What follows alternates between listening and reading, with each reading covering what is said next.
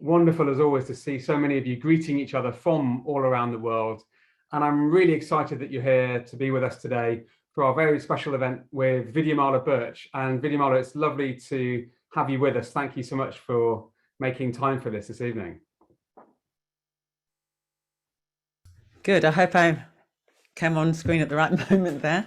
Yeah, it's really wonderful to be there. And thank you so much for inviting me, Mark. Yeah. Right. It's a real privilege to have a chance to share your work as founder of Breathworks and meditation teacher and author and general expert in mindful living, I would say, but particularly on this evening's theme of managing pain, and obviously something you can speak from with great personal experience as well. And I'm really looking forward to sharing your story as well as your wisdom with this amazing community. And thank you everyone for being here. It's lovely to see you on the chat already. Please do use that function and let's keep it kind and supportive and relevant and friendly as we always do.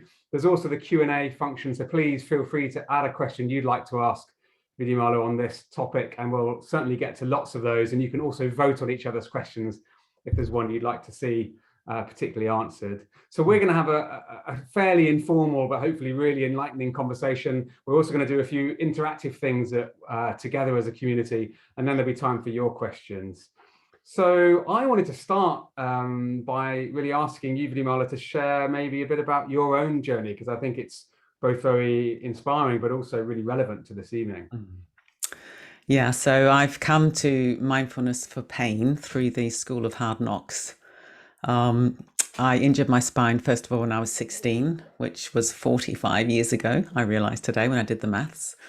And I had two major surgeries when I was 17, and I was left with pain and some disability then. I'm now a wheelchair user a lot of the time, and I use crutches the rest of the time. And way back then, I was still mobile, but I had pain, and it was very challenging and difficult, of course, at that age. Then when I was 23, I was in a car accident and I fractured another part of my spine. And when I was 25, I effectively had a breakdown. Prior to then, for the first 10 years, I just pushed myself. I lived with denial and just thinking if I kept on pushing, I could make the whole thing go away. And of course, it doesn't work like that. So when I was 25, I really reached a point of physical collapse. Ended up in an intensive care ward with some complications to some treatment, paralyzed bladder. And it was just very, very, very demanding, of course.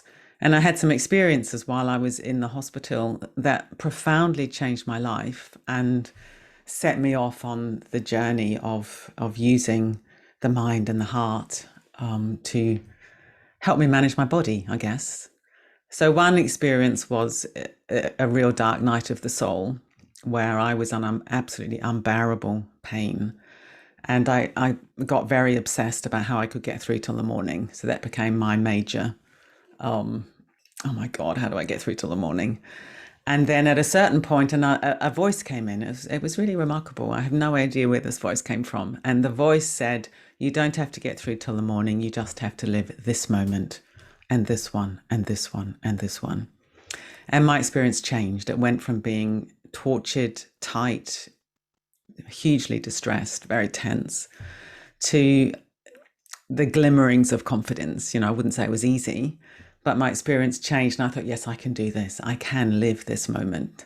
Not only survive this moment, but live this moment. So I got through till the morning, obviously. And I often say that night was the axis upon which my life is turned, because I came out of that with very big questions. What is time? What is space? What is consciousness? Who am I? And really, I spent the last 45 years exploring those big themes because I knew it was true. I knew in the cells of my body that we only live one moment at a time. And I knew that I was ruining my life by not living aligned with that truth. So that was one big experience. And the other big experience was when I was taught to meditate. It's maybe too grand, but the chaplain came to see me, the hospital chaplain. I wasn't religious, but this very, very lovely man came and sat by my bed and held my hand and invited me to do a very, very simple visualization practice. And my experience changed. So it was maybe 10 minutes. I don't know how long it was. but my subjective experience changed by what I'd done with my mind. And that blew my mind. I found that absolutely amazing, because prior to that point, I'd never really considered that I had a mind that I could choose what I did with. I was just alive, and obviously I knew I had a brain, but this idea that I had awareness and that my subjective experience could change depending on what I did with my awareness, that was huge. So I left hospital, never went back to my career. I worked in film at the time. And really, since then, I've been on this huge journey of training the mind, exploring the mind, going deeper and deeper and deeper into the mystery of the mind. And it brought me to intensive meditation. I became a Buddhist. All this happened in New Zealand, which is where I was born. And when I was 30, I moved over to the UK to live in a retreat centre, where I lived for 5 years, did lots of quite intensive meditation practice. And then late 90s, I'd left the retreat centre. I was living in Manchester. And I got to the point where I felt ready to see, was there anything I could draw from my own journey that I could offer others? So that I got to that point. 15 years of meditation practice. I did not rush this thing at all. I really wanted to wait till I felt ready. So I then started running courses in the early noughties, early part of this century, and Breathworks has grown out of that. And the number of lives you've then had a ripple effect and positive impact on is almost incalculable. But it's so, I think, important to know that that's really grounded in your own personal experience, and then a lot of time developing these skills. And in a moment, I'd love to invite you to maybe lead us in a little moment of mindfulness to sort of set the theme for the evening. But I thought, again, as a community event, you've just kindly shared your story of dealing with chronic pain and many challenges. I wondered if we could maybe just invite the community, if you feel able to and interested to, just to share maybe some types of pain that you might be dealing with right now. Maybe in the chat, you just want to share, if you're dealing with any kind of physical or indeed emotional pain, so we can get a sense of where we're coming from together this evening. And as that comes up on the chat, I'll then share some of that. So sciatica, abdominal pain, back fusion, fibromyalgia, chronic pain, foot pain, chest pain, bladder pain, arthritis, migraine, loss of a friend. These are flying past too fast for me to see. Yes. MS, brain injury, hip pain, gallbladder, mental exhaustion, cancer, anxiety, and just so much more. So first of all, just to hold space for the fact that that's a lot of suffering that we're having together here. And thank you all for being brave enough to share that. What's on your mind as you see that list fly past, Vidyamala? I have two. I suppose I have two responses. One is very moved, just thinking, gosh, there's so much sort of courage, people showing up tonight and sharing that. And then I also have this sense of the human condition. The human condition. I think when I was younger, I used to think that it was possible to have a human life without suffering, and that pain was the aberration. And as I've got older, I realized that pain is part of the package of being human. And one of the very important aspects of my own journey and my work is to move from isolation to empathy. So rather than thinking that I was a failure, I was a freak, and everyone else had perfect lives, to realize, oh no, my own experience was opening the door to this mystery of the human condition. And then my own experience became, in a way, my way of reading all these things on the chat box and not being frightened, but thinking, oh yes, I know what that's like. And then I can have that heart response. And my heart goes out to all of you to, you're all sitting there in your own homes on Zoom with this pain. My heart goes out to you. And the message I'm giving tonight is that it's possible I'm using the language of free your mind, but I don't want it to sound like a kind of miracle cure, but it's possible to shift how we relate to the pain so that we can have less overall suffering. And maybe I'll just say something about that at this point, because it's a very sort of crucial part of my work, is the model of primary and secondary suffering. Because I used to think suffering was, I had a lot of back pain, leg pain, nerve pain, and so on, and that was the pain. But with all the work that I've done, one of the practices is that you become aware of what's actually happening in your experience in this moment. So you open to the pain rather than resisting the pain. And then you can tease apart. Yeah, at the moment I've got unpleasant sensations in my back, which are quite intense at the moment. So I've got sort of stabbing, aching, grinding sort of pain in my lower back. I've got nerve pain in my feet. That's what we call the primary suffering. So the actual sensations is the given in the moment. You can't get rid of that. Here it is, it's arrived.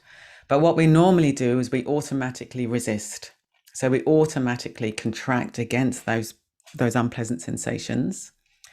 We have thoughts like, oh, I can't bear it, I can't stand it, why me? It's unbearable. And then what happens is the pain gets worse. So the primary suffering is the actual sensations, and then we automatically resist. And that act of resistance creates all kinds of extra pain. And the message that I'm giving tonight is that extra pain, we can learn to release around that. We can learn to soften that by softening the resistance. And then we're just left with the unpleasant sensations. And in my own experience and all the people that I've taught, it's not the unpleasant sensations that are ruining your life. It's all the extra stuff that we layer on top of that through this habitual resistance. So that we accept the primary and we release around the secondary. That's the basic teaching. So, I mean, it's really powerful to hear this. And from my own experience of dealing with chronic back pain for many years, it was a lot of the fear that came with that was what maintained that sort of effect. And when I was able to shift my relationship to it, it didn't get rid of the pain, but it completely changed how debilitating it was. But why not? I'd love to invite you now to help us experience a little bit of a moment of mindfulness, maybe some kind of brief exercise we can do to bring more awareness to ourselves. How would you suggest we do that? Lovely. Well, let's first of all do a little exercise together, okay? So if you and all the people at home could make a fist with one hand. And what's happened to your breathing? Feels a bit more constricted. More constricted. For some people it will have stopped. So just by contracting the hand, there's breath holding. And that's one of the ways that resistance gets expressed in the body is we have the pain. So obviously the fist represents the pain or any contracted state. So it might be, mental contraction, emotional contraction, physical pain, and then breath holding. And then that creates tension. And then we're more tense, then we get a bit tighter, more breath holding, and that can become totally habituated. So we're going through life with this braced body and then breath holding. So what we're going to do now is we're going to release around the breathing. And the other thing we're going to do is release into gravity. So gravity is very interesting. Gravity is always drawing us down to the earth. But I think when we've got a painful body, we're kind of trying to escape that, avoid the body, pull away from the body. And what happens then is that we're pulling away from gravity, we're resisting gravity, and that is tiring. So one of the things we can do is learn to release into gravity and just let the chair hold us rather than bracing away from the chair. Breath holding, more pain, more tension, more pain, more breath holding. Let's just release. Okay, so if you'd like to choose a position, all of you at home, you can do this sitting, you can stand up, you can lie down, you can do whatever. It would just be for 5 minutes, something like that. But choose your position wisely. Don't just slump into the chair. Think, okay, how can I be most comfortable at this moment? Close your eyes if you want to, or else lower your gaze. It's completely up to you. And first of all, let's see if we can give the weight of the body up to the chair, the floor, the bed, whatever we're resting upon. So feeling into the points of contact between the body and the support. And yielding into that support. And one way we can help bring this about is you could take a deeper in-breath. Then on the out-breath, release and let go. And then let the next in-breath flow in its own time. Do that a few times. In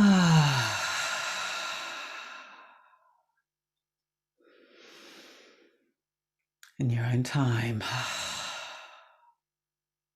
And now allow your breathing to find its own natural rhythm.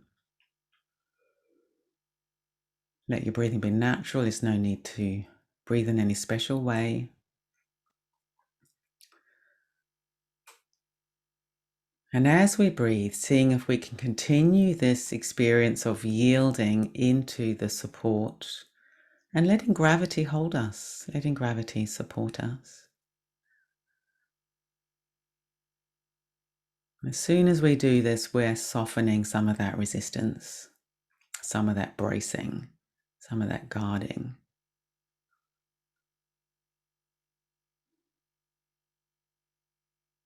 And if we've got pain at the moment, and I know many of us have got pain, noticing, are you tensing against the pain? Are you trying to push the pain out of your awareness?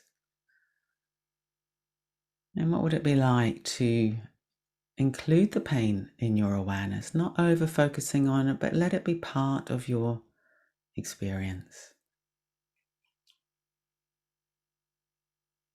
And just as the breathing is flowing, let this experience we call pain release into flow. So it's a flow of sensations, never exactly the same one moment to the next.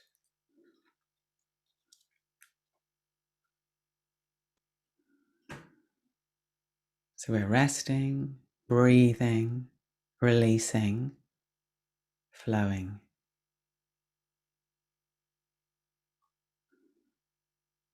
And we can allow the breathing to be soothing, to soothe the hard edges around the pain.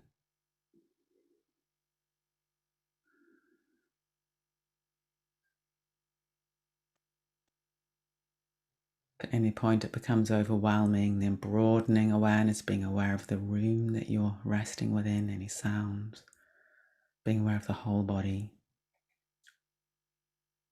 the weight and stability of the whole body. If you feel a bit numb, cut off, and coming a little bit closer to what's actually happening in your body. What sensations are you feeling?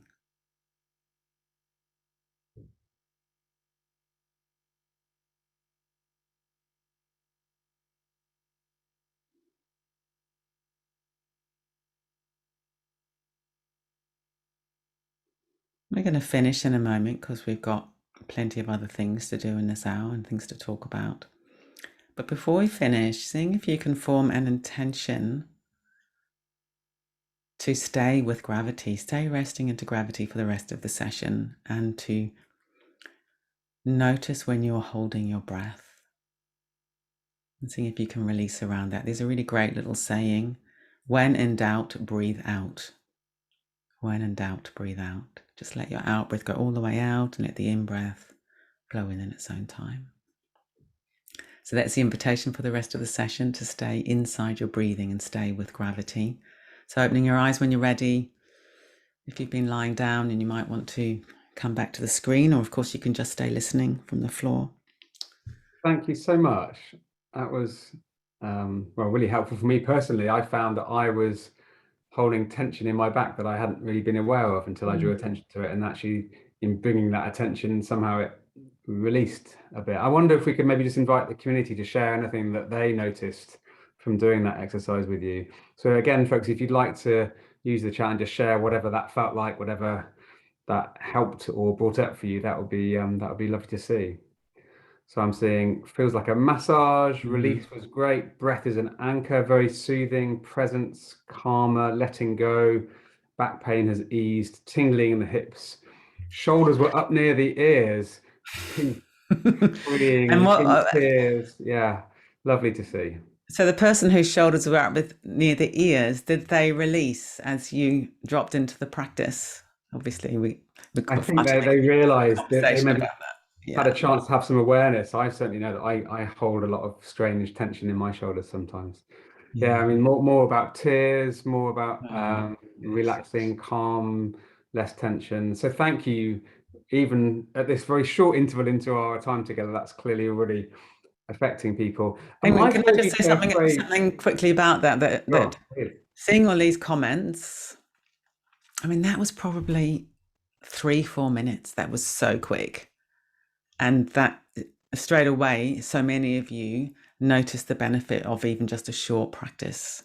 And it's so simple. One of the things which I really try to bring into my teaching is to keep it really simple. Because if we've got pain, we don't want complexity. You know, our heads have got brain fog, we're tired, we're fatigued.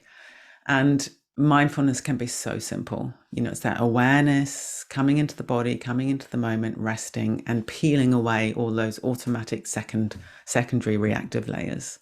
So it's fantastic that so many people It really is experience fantastic. benefit straight away. Yeah. And we will share, we can mention it towards the end of this session, but also in our follow-up email tomorrow, we'll send a whole range of links to your fantastic work with Breathworks and other resources so people can go and continue this journey. I've heard you use a phrase, turning down the volume on pain, which I always think sounds, really, really important. It's probably what you've just described already, but it's not about, we can't necessarily eliminate this, but we can really sort of turn down the volume. Is that all about how we use our attention? What's going on there? Yeah. So I think really what we did just then, well, obviously there's far too many people to know, but I would imagine for some people that turned down the volume. You said yourself that you had this tension in your back. So if you were to, sort of give your pain a score of 1 to 10, did it change at all through that simple breathing and gravity exercise? Well, again, I can't speak on behalf of others, but for me, it certainly did. And No, in for fact, you, yeah. So say yeah, if you had to give your pain 1 to 10 before the exercise and 1 to 10 after, how much did it change? well, I feel grateful that I wasn't in much pain at the start here, but it certainly went down from like a 4 to a 2. But it actually helped me. It's in some ways it was interesting. It was the awareness of tension I didn't even realize I was holding that then suddenly felt quite like, sort of overwhelming, and then calmed down and actually felt more relaxed as a result. Now I know that my experience right now is very different to someone who's dealing with really severe pain and Yeah, but we're getting a 10 to a 5, a 7 to a 4, 8 to amazing, 4, 8 to 4, 7 to 4. I mean, that's so interesting isn't it great? because it's that with this model of primary and secondary suffering, usually what happens is we just hurt. You know, when we're not aware, we've got the story of pain, we've got the lump of pain. It can feel really solid, really concrete. And what we call pain is this combination of primary and secondary. So we're going around thinking, I have this pain, but we don't understand that it's got these different dimensions to it. But if you can drop the burden of a lot of the secondary pain, then what you call pain massively reduces. So I'd just like to say a little bit more about that at this point, because, what do I mean by even turning towards the pain? Because what we did in that exercise is we noticed where I invited people to notice, are you banishing the pain? And perhaps you could include it in your experience, because of course, as soon as you banish, you've got the contraction. And sometimes we do use the language of turning towards pain. But over the years, I've realized that can be quite misunderstood. So I'm just going to act something out here as best as I can with my screen. I think it'll be fine. So when we're very resistant, we've got the pain and we're doing this. So the pain's over here and we're kind of going, go away, go away, go away. And then you're trying to live your life over here. Yeah, so you just kind of, I want to have a good life over here. And then breath holding, breath on, go away, go away. I want to have a good life, go away, go away. And it's all very tense and very conflicted. And then sometimes when people hear the language of turning towards pain, they think it can mean kind of staring out. So here's the pain in my hand, and I've got to turn towards the pain. And then what can happen is you get the octopus experience. So it's like this. Oh, the pain is everything. I just got this pain. It's like an octopus on my face. And then wherever I go, I've got the pain. So clearly that's not a great strategy either. So that's denial. And this is overwhelm. Yeah. And I think many of us, we do either of those two things, either denial or overwhelm. So what I mean by turning towards the pain is, first of all, you notice I'm really resistant. I've got all this breath holding and I'm putting all this effort into trying to shut something out that's there. So turning towards means doing this. Just here it is. I see you. I'm breathing with you, being tender, kind around that, like treating this pain the way you would treat a loved one who was hurting. You wouldn't be doing that to a loved one who was hurting. You'd be saying, oh, I'm really sorry. And you'd be maybe embracing the loved one, stroking the loved one. So if you do this, and then I've got the rest of my awareness. So I'm going through my life, moving forwards in my life. Here's the pain. It's beside me. It's in my awareness. And then I'm noticing other things as well. I'm noticing the light in the room. I'm noticing you. I'm feeling the connection with you. I'm seeing things in the chat box. But if I'm doing that, it's very hard for me to really engage with you because all my energy is going into this pushing away. And if I'm like this, it's very hard because the pain is everything. So if we're overwhelmed, we sort of peel off the octopus and we engage with broader awareness. And if we're really in denial, we just come closer. What's actually happening? What's the experience? So I wanted to introduce that because I think it's quite it's really powerful, that denial versus overwhelm, and finding the balance between it. Two things struck me. One is that it takes a certain sense of bravery actually to be present with pain, and actually people are quite rightly really scared of the potential for overwhelm. So that's important to recognize, I think. But also it feels like mindfulness kind of helps with all of this. Is that your experience? Yeah, I'm glad you've said that, because one thing that I really like to say to people is that mindfulness is an act of courage.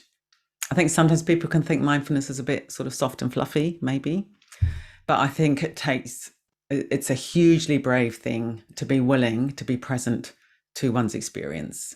And it's a hugely brave thing to be present to what it means to be human, because most of us spend all our lives distracting ourselves and avoiding stuff. So it's a hugely brave thing just to come home to, here I am, I've got a body and mind and a heart, and how can I open to my experience? So it's brave and it's courageous, and it's a huge training in confidence.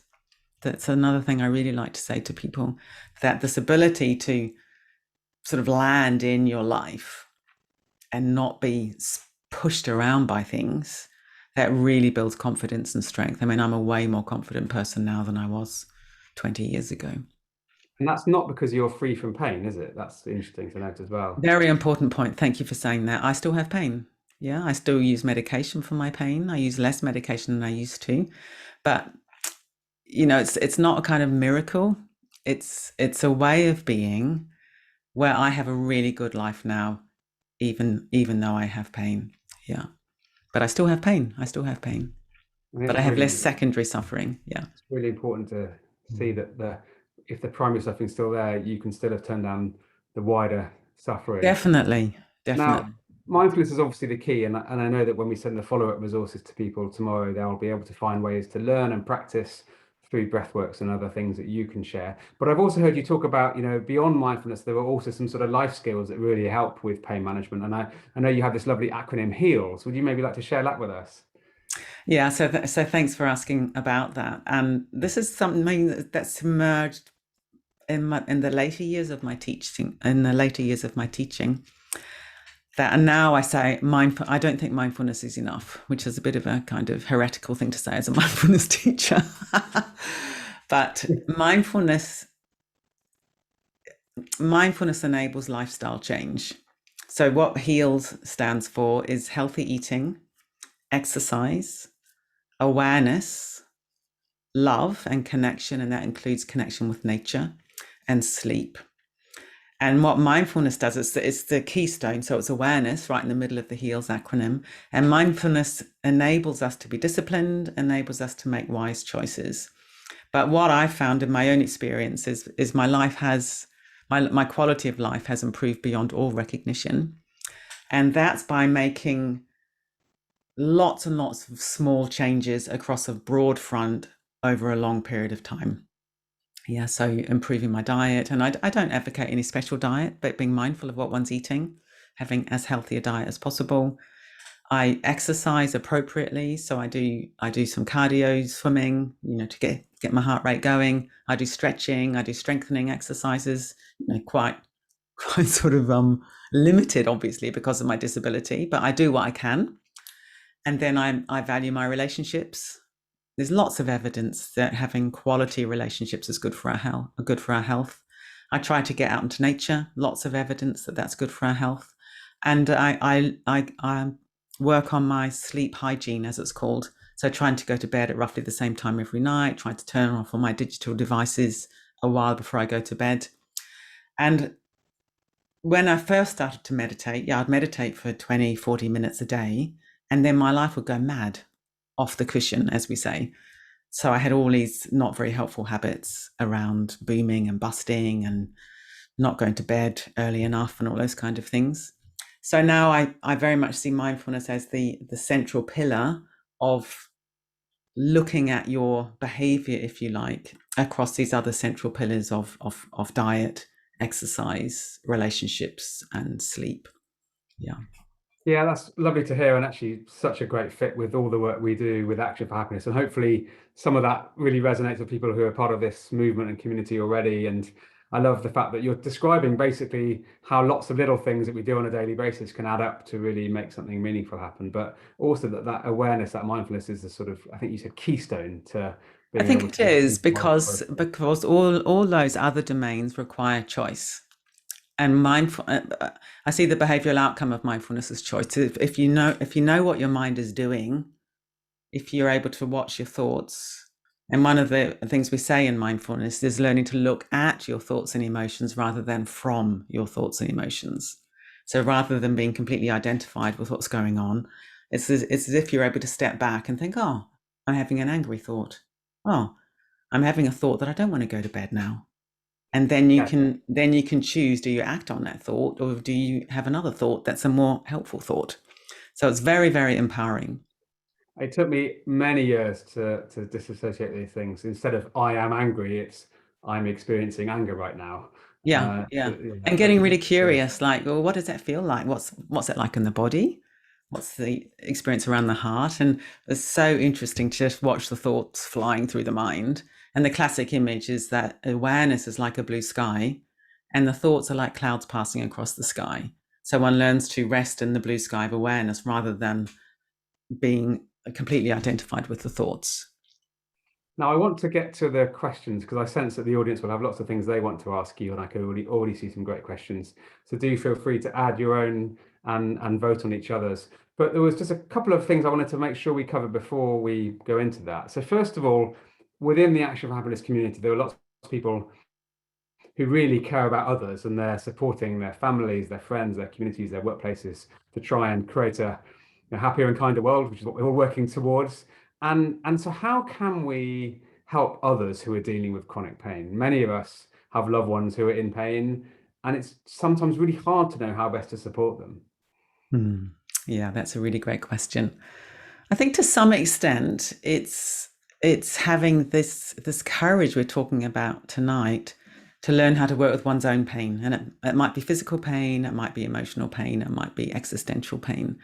But the extent to which we can sit with our own humanity, that will flavor and influence the ability we can have to sit with that as expressed in others. I know in my own experience, as somebody who lives with pain, the people who have been most helpful to me are the people who are able to kind of just bear my experience with equanimity and with an open heart. And I know that's because they're doing that themselves in their own way, in their own lives. People who rescue me, that's not particularly helpful. People who react to me, clearly that's not helpful. But it's so beautiful when somebody is able just to meet me in the depths of the human experience, because I know they've gone there in themselves. So I think that's what I would say. And as I said earlier on, that pain is so often isolating because we think, oh, I'm the only one and everyone else has got this perfect life. But if we can completely flip that, and your own experience becomes the point of empathy, And you realize nobody's got a perfect life. Everybody's living their version of what I'm living. Yeah, I've got, serious spinal injuries, but everyone will have their version of that. And I really I love it in myself as well when I'm able to just bear the humanity in another person. Just bear it, just be kind, sit with it. Don't need to fix it, don't need to rescue, don't need to react. So I think that's the main thing is to go on this courageous journey of sort of waking up to one's own humanity and then opening your heart to how that's expressed in another person.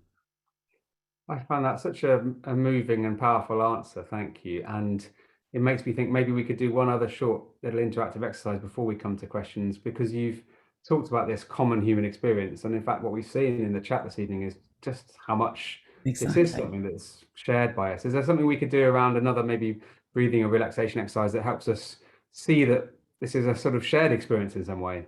I'd love to do that. I'd love to do that. Yeah.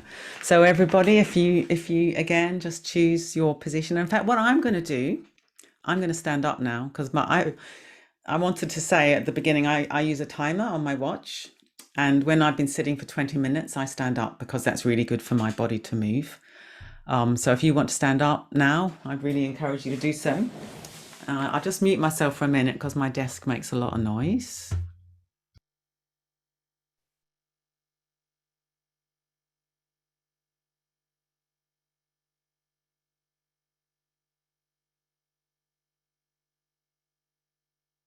I love how you can auto adjust the height of your screen I as know. well. I love saying to people, I'm just levitating now. Just join me in levitation. Okay, good. So if you set your body up however you want to, closing the eyes if that's comfortable. And let's just drop back into the experience we had earlier of yielding the weight of the body up to the support. So now I'm yielding my feet up to the floor and leaning a little bit on my crutch. And if you're sitting, letting the bottom rest on the chair. In fact, recently I've been talking about the difference between resting into the chair and perching on the chair. So see if you can rest into the support, the chair, the bed, the floor. To yield, this beautiful word, yield. And allowing our awareness to drop deep in the body and rest inside breathing, if that's comfortable.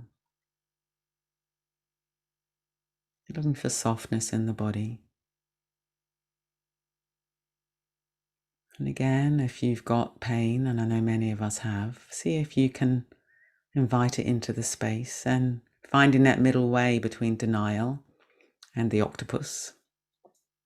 The pain is there, but there's also awareness of the whole body, emotions, thoughts, breathing.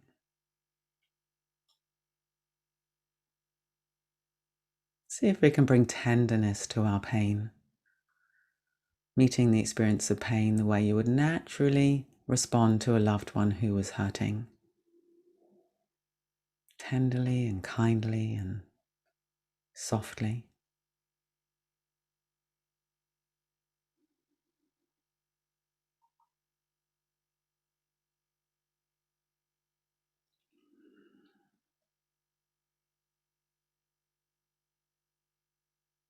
And now staying grounded and centered, allowing the circumference of awareness to expand and to open and to include everybody else that's here in our imagination. Got people from all over the world, I imagine. And we know from the chat box that many, many of us are having an experience of pain right now. A lot of physical pain, there'll be a lot of mental and emotional pain. And we know what it's like to suffer, so we can know what it's like for others to suffer.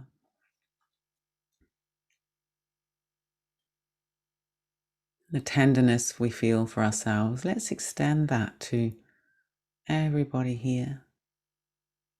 And I always just like to imagine that we're all breathing together in the shared human experience. We all suffer, we all have moments of joy and happiness.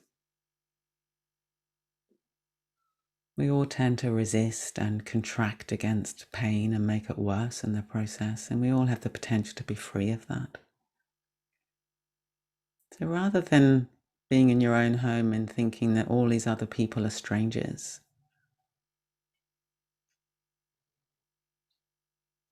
let's just rest together in this shared human experience. You might even imagine that we're all out in a big field together somewhere. All these humans, all these brave humans who have showed up tonight to find out about how to use the mind to help us manage our pain and our lives better. Just resting in that sense of connection.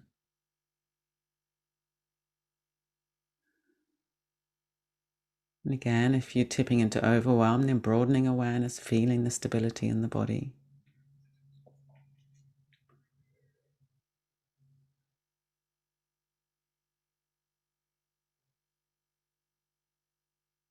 And now bringing the weight of the body to the foreground of awareness. If we all do that, just feeling into that yielding quality again, resting into the chair, into the floor. And when we're ready, bringing the practice to a close, opening in the eyes, moving the body if you want to. I'm going to have a little stretch. I'm going to sit down again now. I'm going to anti-levitate. That was fantastic. I love that sense of us all breathing together all around the world. I found that really helpful and really lovely to know that people all around the place are doing something like that together. Yeah, We've got we're all just so alike. We're all so alike. Yes. We've got some fantastic questions here. Lucy has asked, how do you keep your focus on the joy in life when the day-to-day is taken up with the practical management of pain? Okay, fantastic question. Thank you, Lucy. So, joy is a big word, isn't it? And we can think for joy, it has to be a big experience. But what I encourage us all to do is to really attend to the little things. The little things. So if I look around my room right now, and perhaps we could all do that, or look around our room right now, and what can you see that you would describe as pleasant? Something that lifts the heart a little bit. Yeah. What about you, Mark? What can you see that lifts the heart a little bit? I can see a sofa where I spend time with my loved ones relaxing, and I can see a picture on the wall that's got a bike on it, which reminds me of how much I love cycling. Fantastic. And what's the emotional response to that, to taking a moment to attend to that? It brings a sense of sort of fondness and I think joy might be the right word, actually. Yeah. When I wasn't otherwise thinking about what I can see in that way, it changes my feeling about the room I'm in, actually. Yeah. Yeah. So that's something that we can all do. Really attend to the little things. Make a real effort during your day, even if the pain's really awful. Just look around, what is there right now that I would describe as pleasant? And it might be an absence of pain in the part of the body. It might be that you're not hungry. It might be, I often notice light for some reason, like in this room here, I've got a couple of lights and they're quite warm. I've got a teddy bear up on the mantelpiece for some reason. That's nice. These plants are nice. So that's what I would suggest. I think the kind of error many of us make, is we think, oh, I've got all this pain and my life is awful and there's nothing good. And we want to have some amazing, blissful, ecstatic experience. And it's not available, and it probably won't be available when you've got all this pain. But if you can learn to train yourself to appreciate lots of little things, that is joy. That is what I would call joy. And then there's a lovely expression in mindfulness and Buddhism, is what we dwell on, we become. What we dwell on, we become. So if you train yourself to notice these little things, you become a person who's really good at that. You're training your mind to be a person who notices things that will give rise to joy, rather than the person who's just always closed down around the pain. I'm reminded of something Brené Brown says about when we try to push away pain or numb pain, we also to some extent numb the joy. So it's not a kind of either or. We can say I'm in pain and I feel love, or I feel connection, or I feel hope. So they're not, Exactly. I mean, you can do I've both those found, things at the same time. yeah, that's something I really teach. No, I always say it's really annoying. It would be so good if you could just push away the pain and have lots of joy. But what I've really learned through my own experience in teaching people is when you block out the pain, you're blocking out a whole band of sensitivity. So you might not feel the pain so much, but you go outside, there's an absolutely beautiful sunset, and you don't feel anything because you just kind of you've deadened yourself. So it does seem that we need to be willing to sort of tenderize the heart by opening to the pain. And then through that very act, we also open ourselves to beauty and to joy. Thank you. Now you've talked about both emotional as well and physical pain, and Janine has asked, do you think that people with untreated emotional trauma experience pain more intensely than people who don't? I'm not really an expert in that myself, so I'm a little bit wary of making a sort of blanket statement. But I do know, again, from my own experience and many people that I've taught, that when we have sort of unresolved trauma in our lives, it quite often gets stuck in the body. And I even notice myself, my emotions, if I do get really angry, my pain gets worse straight away. So there's definitely a strong relationship between our emotions and our physical experience. But I'm wary of saying anything too prescriptive, because then sometimes we can think, oh, my pain's all emotional, and it might not be. It might be that you've got a disease process going on, or we can really judge ourselves and think, oh, I'm just a kind of complete failure. I'm screwed up emotionally. I've got all this physical pain, and I'm really we need kindness, and we need self-empathy, and we need to understand we're hurting. That's the bottom line, is we're hurting, whatever the cause, and then to bring tenderness and kindness. But yeah, I mean, there is a relationship between trauma and it getting stuck in the body for sure. Yeah, thank you. Danny's asking a question to do with a topic which I imagine is on some people's minds, which is about the relationship between sort of pain medication and some of these techniques that you teach. So it's quite a long question. Won't necessarily be able to read all of it, but can the techniques you offer allow me to either be rid of or reduce the need to use painkillers, in this case morphine? I'd ultimately like to be rid of the medication, or at least learn to reduce my reliance on it, but the downfall is that without it I'm totally immobile because of the excruciating pain. Yeah, so that I'm really glad that you've asked that question. I think was it Danny? So thanks Yeah. for the question. So what I always say is that if your pain's out of control, it's going to be very, very hard to work on the mind. So use the medication to an extent where it reduces the pain sufficiently that you can then have some clarity around working on this primary and secondary suffering model. And then over time, as you become more sort of agile at releasing around the breathing, releasing into gravity, looking at your thoughts rather than from your thoughts, and so on, then that becomes a habit, that becomes a positive habit. There's less habitual tension in the body. And then very often people can reduce their medication. But there's no shame in taking medication, because again, another mistake that people make is they think if they meditate, then it's bad to take medication. They should be able to get free of all medication. It's not the case for many of us. If I don't take my nerve pain medication, I don't get any sleep because I've just got electric shocks, pounding into my legs and feet all night long. But I take way, way less medication now than I did 10 years ago. So it's all about balance and experimentation. Yeah. So I hope that's helpful. I hope that's a helpful It's a answer. really wise answer, and I'm sure it's on many people's minds. And as you're showing, there are no simple answers to these things. They're No, complex. I'm very About, wary of sort of being too yeah. black and white about these things. Yeah. This next question, I think we've touched on in various different ways, but I think it's worded in a really interesting way. And it's just jumped off my screen, sorry. When you're dealing with so many different various pains in different parts of your body, can you stop it sort of breaking your spirit? It's kind of almost like feeling like, oh, there's so much going on, I just kind of almost losing my will to carry on.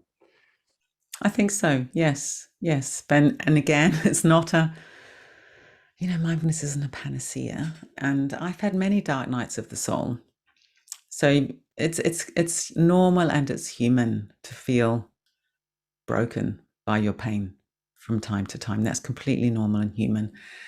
And then, as I said, mindfulness is about choice. So when you notice that's happened, what's your next step to help get yourself out of the pit? And it might be to rest, it might be to exercise. I mean, I sometimes find going for a swim, when I'm really exhausted and overwhelmed, actually doing some exercise seems to shift it. So I was learning these things. And one thing that I haven't said yet, I taught it in the first little practice we did, but we think of pain as being a thing, almost like an object, something that invaded the body and just taken up residence inside there, either in one place or many different places.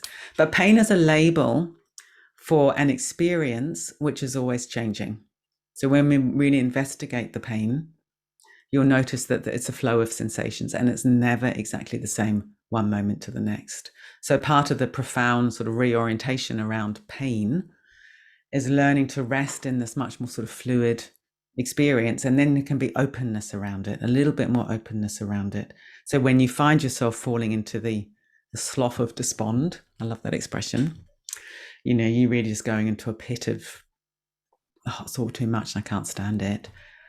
Drop into gravity, drop into breathing, turn towards the pain, in the way that I talked about, just not this, but investigate it a little bit. Oh, it's flowing, it's changing. And often it's very surprising. Something that I've really learned over the years that has been very freeing is what I used to do is I'd wake up in the morning and maybe my pain was bad. And then I'd have thoughts around, oh, my day's going to be terrible. It's going to have a really awful day because my pain is bad. And then I learned over the years to think, oh, it's just a thought. Let's just wait and see. Everything's changing. And very often, an hour later, I'm feeling really good and the pain's shifted. And the pain's partly shifted because I haven't contracted around the narrative and the story that the pain is going to be a solid thing all day long. So learning to rest inside pain as flow is very liberating, and allowing it to change. And what I usually find during the day is there's ups and downs, and it's dependent on many things. That uncertainty can be difficult to deal with. It also, I think, you're introducing is a sense of hope that things can change and liberation. And what I used to do is I would set the script for the day, and that's what would happen.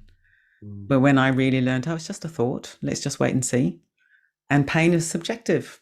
This thing we call pain, it's in the body, but it's partly produced by the mind. It's a sort of brain experience, very subjective, very dependent on emotion, on diet, on food, whether we're hungry or not, how tired we are, time of day, just to let it be much more like a river than a mountain. I'm conscious of the fact we're running out of time, and this has been so helpful, and I want to leave time to talk about some of the resources people might want to use as a follow-up. But Amy's asked an interesting question. Can you advise on how to deal with pain from an unknown cause? She's waiting on diagnosis for crippling abdominal pain, and she's finding it hard since she doesn't know what's causing it. Exactly the same. Yeah, everything we've taught tonight is what do you do with the experience of pain, whether it's got a label, whether it's got a diagnosis, whether it's acute, whether it's chronic. It's be with the experience. Notice if you're holding your breath around it. Notice all the secondary layers of catastrophizing, anxiety, fear, all these kind of things. Totally understandable, but recognizing that you can just soften and release around that a little bit. So I always say that on courses, I always say, we're not that interested in your diagnosis, we're interested in your experience. Because of course, many people with pain never get a diagnosis, but they've still got the experience of suffering. So what I'm interested in is the experience of suffering, and all the principles are the same. Yeah. That's really good to hear. Thank you. Now, I'm sure many people will be really interested to know what you'd recommend they do, to begin a bit more of a journey of dealing with pain. And I know you have various resources that people could potentially use. Is there anything particular that, if somebody's new to this, that you'd recommend they start with? Well, if they go to the Breathworks website, which is breathworks-mindfulness.org.uk, there's loads of resources there. And we have a course called Mindfulness for Health, which is an 8-week program. You can do it online. And it's based on a book that I co-wrote with someone called Danny Penman. And the book is also an 8-week course. So they could just buy the book. I'm not trying to do self-promotion here. I'm just saying that is a good resource. Or ideally this 8-week course, because that's where you're online with a trainer, with a group of peers, very powerful learning. Also on the Breathworks website, there's a 10-day course, which is a real taster. So I'll give you the link for that later, and you can send that to people. And then it's just about 15 minutes a day for 10 days. So that's a good taster, and that can give people a chance to just try it out and then go on to the 8-week course if they want to. Thank you.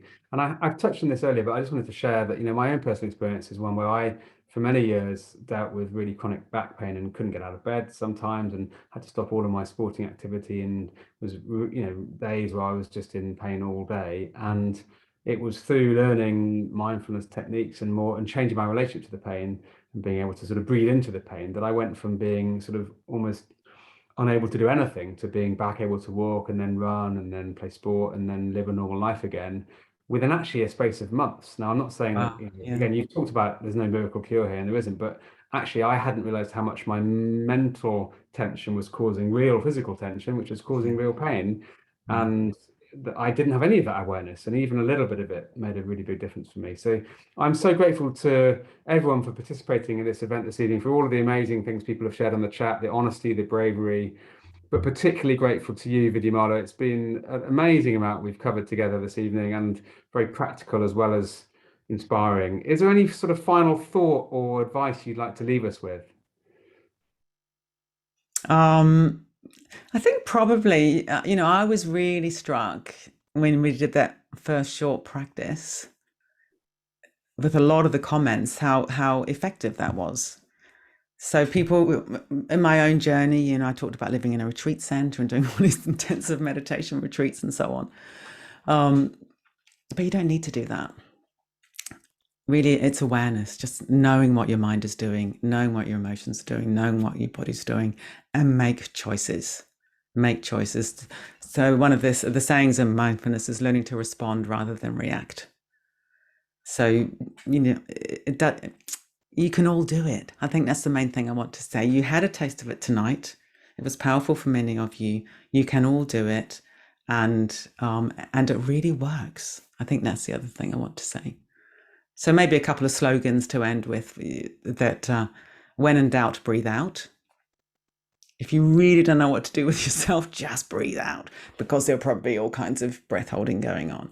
So when in doubt, breathe out, and respond rather than react.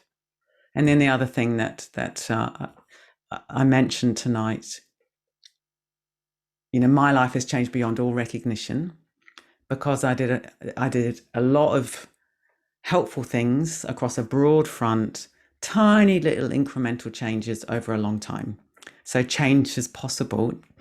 Might not be overnight, might not be a miracle, but profound change is possible by just chipping away steadily over a long period of time, and you can completely change your life. What an inspiring note to end on. Thank you so much, Vidyamala. Thank you everyone for being part of this, and we look forward to seeing you next time. Thanks so much. Thank you so much, Mark, and thanks so much everybody for sharing your experience and coming along, and absolutely wonderful. I've loved it. Thank you. Me too. Thank you so much.